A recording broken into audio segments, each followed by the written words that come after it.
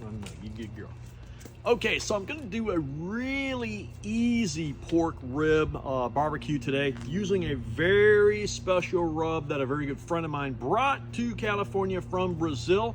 Last time they were here for my company, we had a big meeting and I made all these little bottles of my famous, world famous Bubblehead Barbecue Coffee Dry Rub. And I got so many accolades. Another buddy of mine sent me a picture where he was in the Italian mountains somewhere. They were having a barbecue and he was holding up my bottle. Like the best compliment ever, right? So I've been dying to try this rub, and I'll put a link to it in the description. I could not find it on Amazon, but you can go to their website.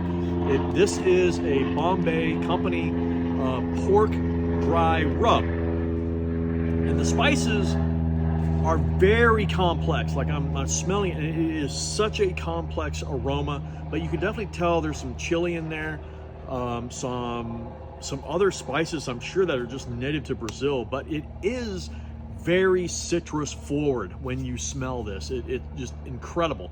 And so I just have two pork.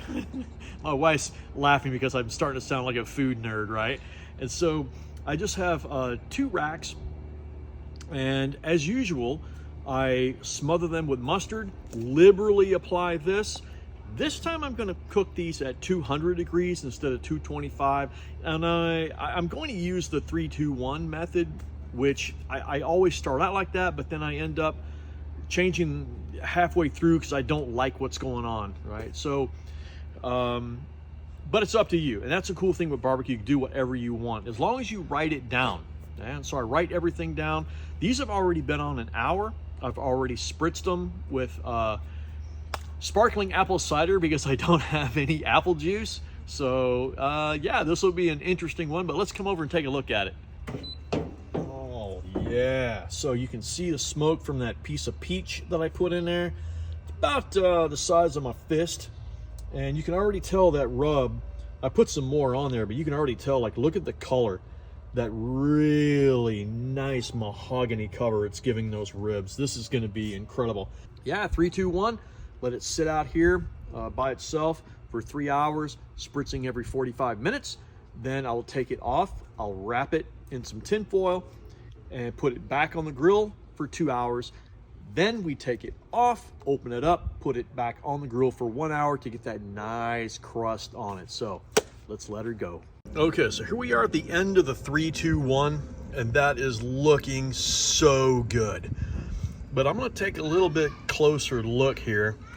See these little fatty pocket right there? See that? That's not quite what I want it to be. I want it to be a little stickier than that. It's still kind of firm. And then we got some more right here.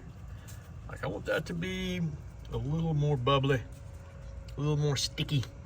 So I'm gonna leave them in there another 20 minutes and see what happens. So here we go, all cut up. I left it on there another 20 minutes. It's been resting for almost an hour and not too shabby.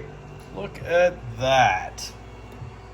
So easy peasy, easy to make. Just follow those instructions. You'll nail it every time. Now these are not like really soupy looking ribs, right? Like if you want that, then when you wrap them, then you put all the sauce on it and just let it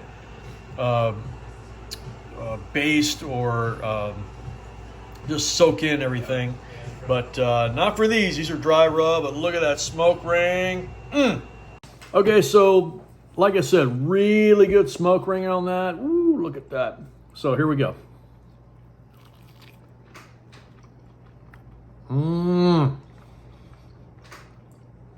Now that spice has a little bit of spiciness to it, but it's not overbearing.